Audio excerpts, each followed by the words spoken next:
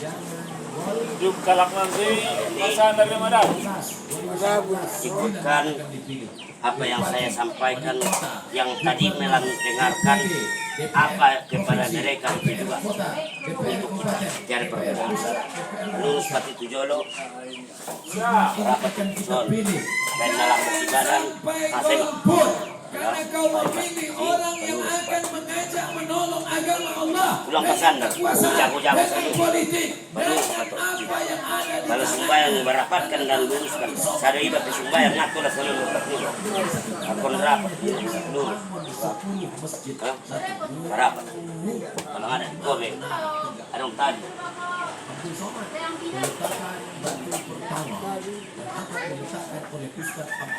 Sampai sekarang masjidnya nggak siap-siap. Maka saya sampaikan kepada jamaah dimanapun saya ceramah nanti di berbagai kota, kalau ada yang mau bangun masjid, jangan ajak saya meletakkan batu pertama, karena beberapa masjid yang saya letakkan memang nggak siap. Tapi ada orang yang punya kekuasaan, begitu dia tanda tangan prasastinya, langsung jamaah datang bawa proposal, turun dan Kan ada gurau untuk ada gurau penggugah rasa, so terbuka imajinasi. Jadi tujuannya sama, yaitu sehat. Tapi berbeda manusia, sedikit saja perbedaannya. Senyumannya mangu manis dengan datang. Memang cita-cita menjadi ustazah. Jilbabnya saja memang ayu mah. Kon mau ada penyakit juga non.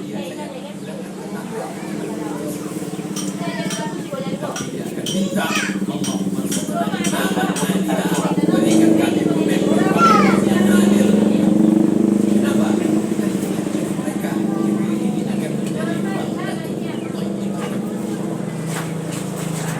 Anu menyebina. Ayo melambok. Santai, ayo mas santai. Menompang ini resort. Tidak pun.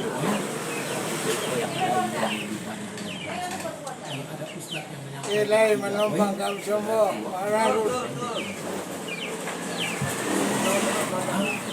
Ban di hati jantung. Santai mama. Santai mama. Hanya pas kat unak kan. Oti anda jual aku. Oti sopan. Oti kan cukup tulang. Oti.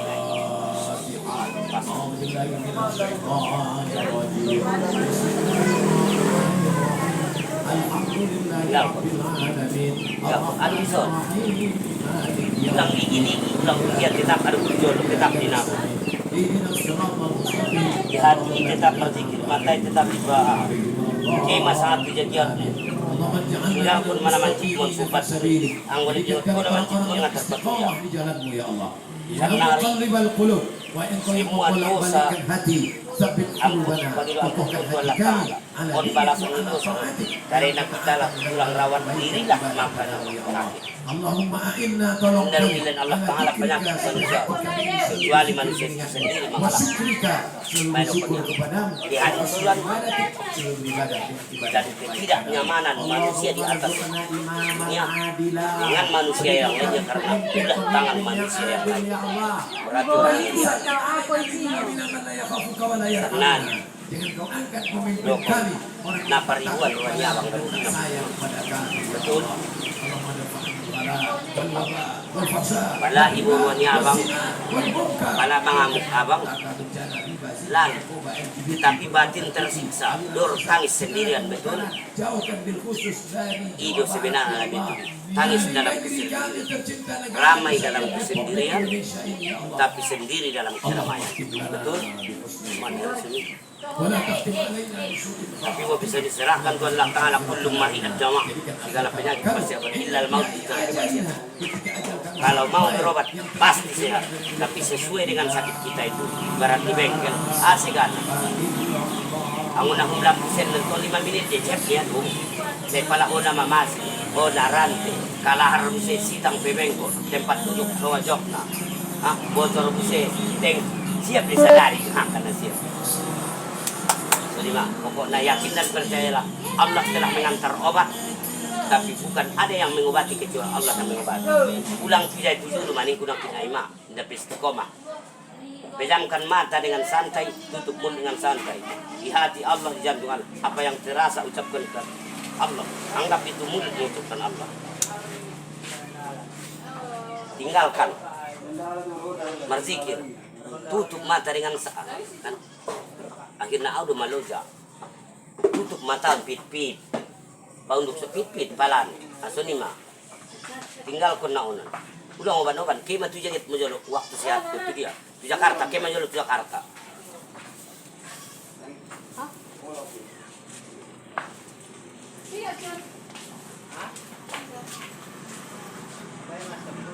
Ulang alap tangan ini tinggal pun.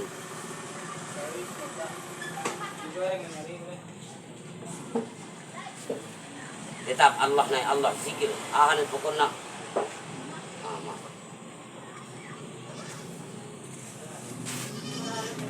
Ulang obat-obat tanganmu. Ini dong tinggal pun mau tinggal pun. Nah pasti malam naman Jakarta. Kaya may ikiri ako sa nanganin aja. Tidak mama. Alhamdulillah. Alhamdulillahil jabbaril qahhar. Al-azizil ghaffar. Khaliqil jannati wan nar. Wassalatu wassalamu ala sayyidina wa maulana Muhammadin al-Mukhtar wa ala alihi wa ashabihi al-abhar. Amma ba'du. Saudara-saudara kaum muslimin rahimakumullah. Pada pertemuan kali ini kita akan membicarakan tentang neraka dan calon-calon penghuni. Sesungguhnya kalau kita bicara tentang neraka, artinya kita bicara tentang akhirat. Dan kalau kita bicara tentang akhirat, kita bicara tentang alam gaib yang merupakan salah satu dari rukun iman yang 6, percaya kepada alam gaib. Kalau sudah bicara alam gaib, maka ini di luar batas kemampuan nilai-nilai ilmiah dan di luar batas kemampuan renungan filsafat. Ilmu pengetahuan akan buntu kalau sudah membicarakan alam gaib. Artinya kehidupan di akhirat itu tidak bisa diteliti secara ilmiah.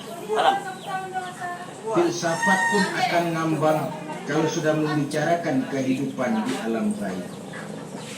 Karena itu kalau kita kembali kepada logika, jika kita ingin mengerti tentang caranya membuat bangku, kita pergi ke tukang bangku dan bertanya. Kita ingin mengerti cara membuat mobil, kita pergi ke tukang bangku dan bertanya kepada ahlinya. Dalam urusan alam gaib, kita sewajarnya kita kembali kepada penjelasan dari sang pencipta alam gaib, yakni Allah Subhanahu wa Ta'ala. Dan melalui kitabullah Al-Quranul Karim, Allah telah menjelaskan masalah-masalah gaib berupa kehidupan di surga dan neraka itu secara jelas dan fasih. Dengan kata lain, di dalam membicarakan tentang neraka ini, yang menjadi dasar daripada pemikiran kita adalah rasa iman kepada Allah Subhanahu wa Ta'ala. Karena soal neraka tidak pernah bisa dibuktikan dengan ilmu pengetahuan. Tidak bisa diselidiki, sebab orang yang sudah pulang ke sana pun tidak pernah kembali lagi kemari untuk kita tanya bagaimana hal itu. Saudara-saudara kaum muslimin rahimakumullah. Neraka dalam istilah Quran selalu disebut dengan narun, yaitu suatu tempat di akhirat nanti yang wujudnya berupa api yang bergejolak, bernyala dengan teramat dahsyatnya, sehingga dapat mengelupaskan kepala setiap orang dan menjulang ke hati. Diriwayatkan oleh Imam Bukhari dan Muslim bahwa Rasulullah sallallahu alaihi wasallam pernah bersabda, "Narukum hazihi allati tuqiduna juz'un min sab'ina jazaan min harri jahannam. Qalu wallahi in kanat lakafiyatun ya Rasulullah. Qala fa innaha fadlat bi tis'in wa sittina jazaa. Salon ha, bencong na salon pa rin yun ha. Dia dah laklay. Apimu yang kamu pakai di dunia ini, kata Nabi, Biasa tu. untuk memasak, untuk menyalakan Ben lampu, menghidupkan api yang kau pakai di dunia ini cuma satu bagian kecil dari 70 kali bagian panasnya neraka jahanam. Ini tu sila buang kam. Sahabat waktu itu terperanjat lalu berkata, Ulang lagi dia kita ucap. Wallah, Isi saja in batu. kanat lakafiyatun ya Rasulullah. Ni nak tu. Ya Rasul, api di dunia ini saja sudah cukup untuk menghanguskan kami, untuk menghanguskan apa yang ada. Ulang tadi. Ni nak ha. Bersabda Rasulullah Shallallahu Alaihi Wasallam, maka sesungguhnya api neraka itu dilebihkan panasnya dengan 69 kali daripada panasnya Nak sampai api. magogod. Jadi sepanas-panasnya api yang pernah kita Ngarap rasakan tu di sa dunia kagyot ini, ini. maka api di neraka nanti Magugod 69 nila tangan ni man kali lagi. lebih panas dari api yang kita rasakan paling panas di dunia. Ketungan tayo na. Hadis yang senada dengan penjelasan ini di samping Jawahirul Bukhari, kita bisa menemukannya dalam Mukhtasar Tazkiratul Qurtubi dan Mukhtasar Ibnu Abi Jamrah. Saudara-saudara kaum muslimin rahimahullah, sehingga boleh jadi seringan-ringan azab penduduk neraka di akhirat nanti, kata Nabi, seorang yang di telapak kakinya diletakkan kerikil neraka yang sangat kecil, lalu mendidih otaknya. Itu seringan-ringannya. Di tapak kakinya diletakkan kerikil neraka yang oleh karena panasnya lalu mendidih otaknya. Itu yang paling ringan. Gak apa-apa, cuma segitu aja. Di telapak kakinya ditaruh kerikil, otaknya lalu jadi mendidih karena menahan panas. Pantas kalau suatu hari Luqmanul Hakim pernah memberikan nasihat kepada anaknya, kata beliau, anakku, kerjakanlah dosa seberapa kekuatanmu menanggung azab Allah, dan laksanakan ibadah seberapa hajat dan keperluanmu kepada Allah. Berapa banyak hajatmu kepada Allah, begitulah kamu harus beribadah. Kalau kamu merasa tidak berhajat dan tidak perlu apa-apa kepada Allah, ya tidak usah ibadah. Saudara-saudara, dalam hidup ini ada nggak yang nggak perlu kepada Allah? Ada nggak? Seluruh kita memerlukan Allah. Karena itu Luqman betul dengan bahasa diplomatis, anakku, kerjakan ibadah seberapa hajatmu kepada Allah. Makin banyak hajatmu kepada Allah, makin banyak hendaknya kamu melaksanakan ibadah. Tapi kalau kamu sudah bisa merasa bisa hidup tanpa Allah, persilahkan kamu tidak usah hidup. Sebaliknya, kerjakan dosa seberapa kekuatanmu menanggung azab siksaan Allah. Kalau merasa sudah belajar ilmu kebal, kira-kira di neraka nanti nggak apa-apa, persilahkan kerjakan dosa sebanyak-banyaknya. Tapi kalau masih berpikir gua mah jangan dibakar di neraka, hidup untuk rokok lompat. Kalau masih berpikir ke situ, ya hati-hati, saudara-saudara.